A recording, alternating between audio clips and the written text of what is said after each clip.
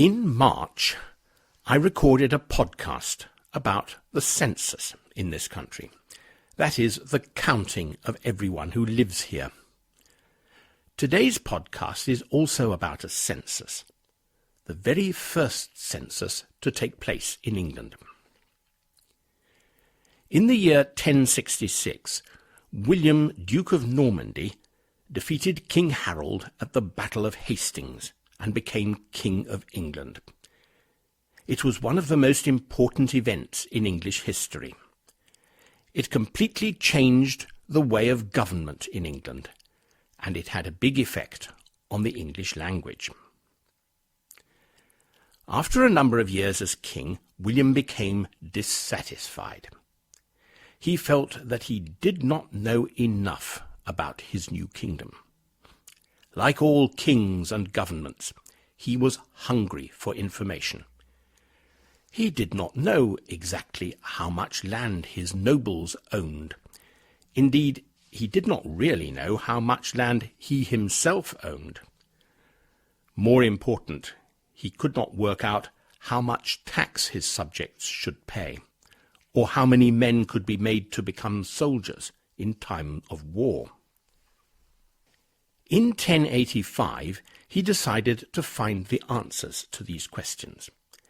He sent trusted officials to every part of the country to ask who owned which land and how much they owned, how many ploughs they had to cultivate the land, and how many animals, such as cows and sheep, there were, how many serfs, that is, unfree men, they had, and how many slaves, and how many cornmills and fisheries there were. Compare this list of questions with the questions in the 2011 census, which I talked about in my earlier podcast. They are in many ways very similar questions. In 1086, King William wanted to know how many sheep I had. In 2011, the government wants to know how many bedrooms I have in my house and whether it has central heating. King William's census was completed the following year. It covered most, but not all, of England. A scribe then carefully copied the details of the census for each place in England onto parchment made out of sheepskin and made them into a book. Well, 2 books, actually. For hundreds of years, the books were important legal documents.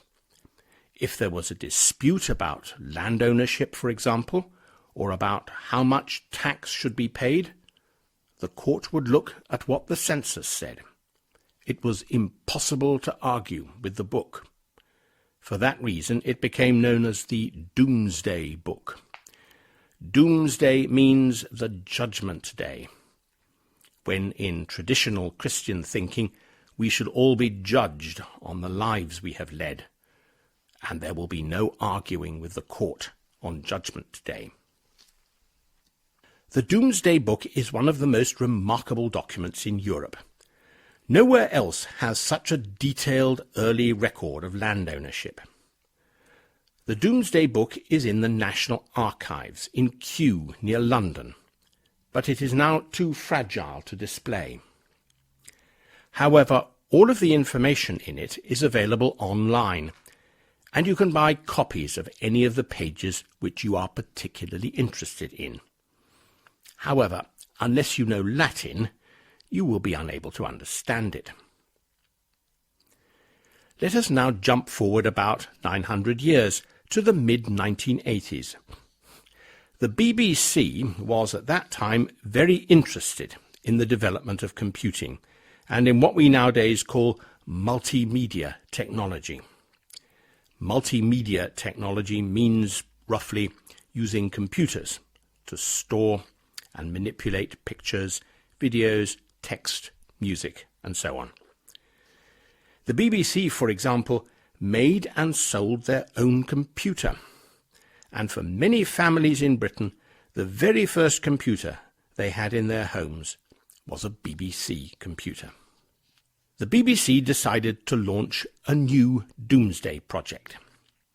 It asked schools and community groups all over Britain to write short articles and take photographs about everyday life in Britain, particularly about things which would be interesting to people 1,000 years from now.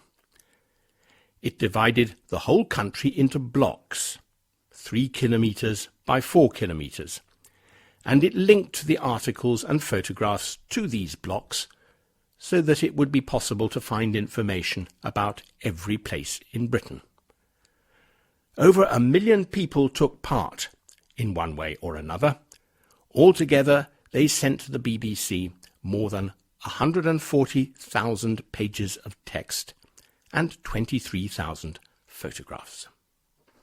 And then the BBC made a great mistake. King William had a scribe to write his Domesday book onto parchment with a pen and ink, and we can still read what he wrote hundreds of years later. The BBC put the information about the new Domesday project onto things called laser discs. Have you ever heard of laser discs? No, I haven't either. Within a few years, technology had moved on, and no one had a computer which could read the laser discs. Happily, however, the BBC has recently completed the task of transferring everything in its Domesday survey onto a website. You can find little articles and photographs about almost everywhere in Britain in the mid-1980s. And now the BBC have invited us to send in new photographs and articles for the website so that we can see what has changed in the last 25 years. Goodbye.